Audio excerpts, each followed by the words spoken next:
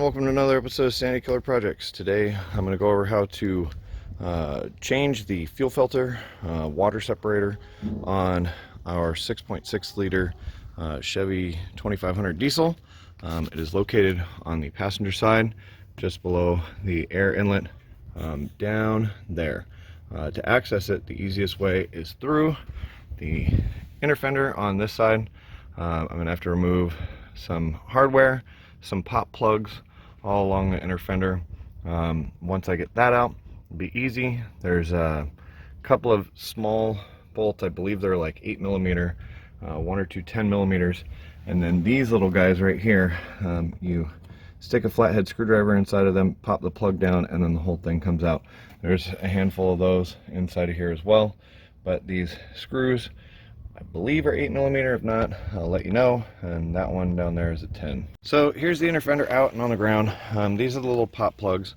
They work like a lot of them. You just slide them up and then they come out. These Chevy ones are kind of stupid. They're keyed in one direction. A lot of times the inner part comes completely out, and then you have to get a screwdriver underneath to pop the rest of it out. These little screws ended up being 7mm, and there's one 10mm, which on mine was in the front position here.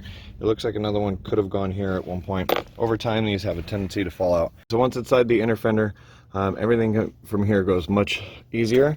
This is your fuel filter. This connector needs to be disconnected. You pop a screwdriver into this opening right here to get it to depress, and then it should come out, and then we'll unscrew the fuel filter off.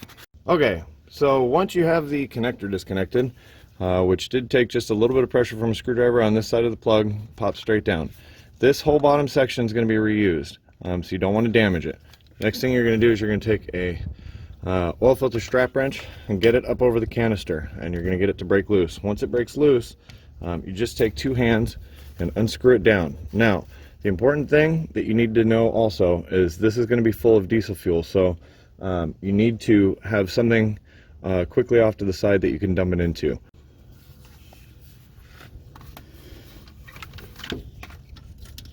Alright, so with your fuel filter off, you need to unscrew this bottom section out of it. It's best to use the largest wrench that you have, something upwards of 1.5 inches to get it loose. If not, a large pair of channel locks can be used. In my case, because of what I use pipe wrench. It doesn't take a lot of force, it doesn't take a lot of pressure to get this guy out or in. It's really important that you don't mar up the front edge of it, so try to keep whatever wrench you're putting onto this lower part. Unscrew it out, drain the rest of the fuel out of it. For the replacement, we're using a PS9059B from Fram. It is the exact same filter, it is just the Fram version of it. It comes with two O-rings. This one right here is for the bottom plug, this larger one is for the seat. Make sure that those are the only ones that you take off. There are some O-rings inside of this that are part of the functionality of it, and there's also one inside of this drain petcock. They don't need to be changed unless there's something wrong with it, and at that point you're going to be replacing this whole sensor anyway. When you install the bottom assembly, remember, like an oil filter, everything goes on snug. Don't over crush anything down, don't crank it down as tight as it'll go. You're just going to end up breaking it. The O-ring, you can actually see it sitting right in there for the bottom one. The top one actually just sets right into this seat right here. You don't need to pre-fill it or do anything like that. We're just going to screw it up into place. It has a priming bulb, and I'll show you that works. Before installing this, make sure that the O-ring that goes on the top of the filter is actually out and not stuck to the top. Generally, they come out with the filter, but they don't always, so make sure that you have it out before you start installing this one. Alright, so like an oil filter, there are little marks on the filter to let you know how far to turn it. I've gotten it up hand snug. Now I'm just going to turn it a quarter turn past where I went hand snug, and that's as tight as this goes. Next, take your connector, put it back together, but you can't really see it because I got a cord in the way right there, and it'll snap in place.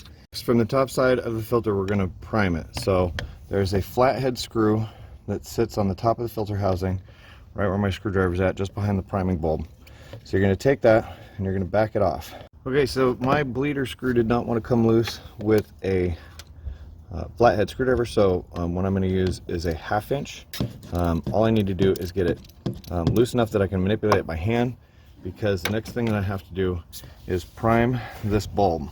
Okay, so this is the priming bulb right here. Bleeder screw is exactly behind it. You're going to take this, you're going to pump it up, because you're filling it back up with diesel fuel, so a bunch of pumps. I'm going to close the bleeder screw in the back by hand, and then I'm going to pump this until it gets hard.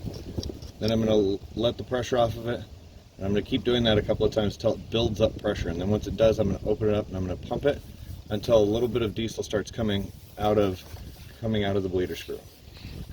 So you can see there now, now that I pumped it and pressurized it, there's fuel sitting in the top of this. So I'm going to tighten this guy back down, and I'm going to go start the truck. All right, so the next thing that we want to do is we want to start up the truck.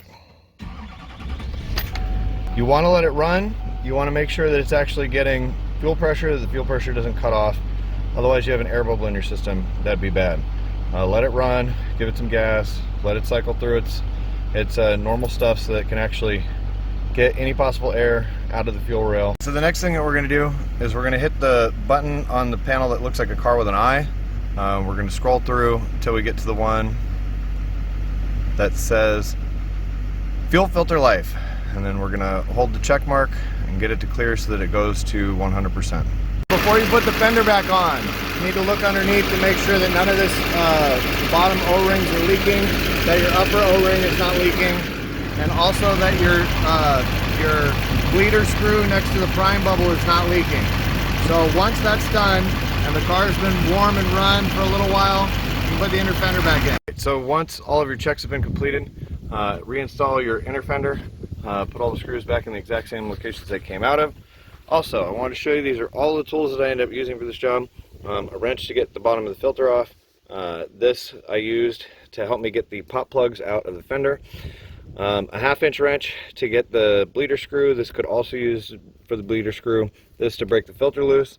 And then a 7mm and a 10mm for the screws on the inner fender. That's going to do it for this episode of Sandy Color Projects.